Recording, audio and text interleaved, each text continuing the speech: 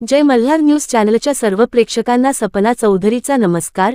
जळगाव जिल्ह्यातील हातनूर धरण क्षेत्रात पाऊस झाल्याने या धरणाचे 41 दरवाजेपैकी 4 दरवाजे पूर्ण व 32 गेट 2 मीटर उंचीने उघडून पाण्याचा विसर्ग 1,85,828 क्युसेक्स इतका पाण्याचा विसर्ग सुरू असून पुढील काही तासात 3:50:00 ते 4,50,000 क्युसेक्स पर्यंत पाण्याचा विसर्ग तापी नदी पात्रात सोडण्याची शक्यता आहे।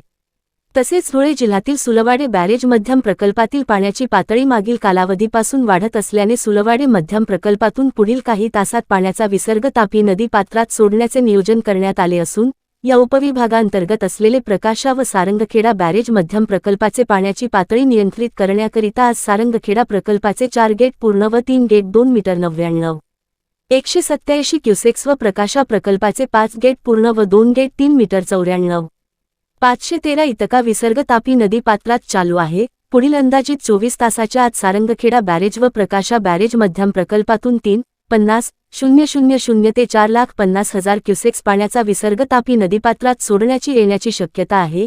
या उपविभागातील सारंगखेडा व प्रकाशा बॅरेजची पाणी पातळी नियंत्रित करण्यासाठी तापी नदीकाठावरील गावातील नागरिकांना सूचित करण्यात येत आहे की तापी नदीपात्रात आपली गुरेढोरे सोडू नये, तसेच नदीपात्रात ठेवण्यात आलेली पाण्याचे पंप सुरक्षित स्थळी हलविण्यात यावे।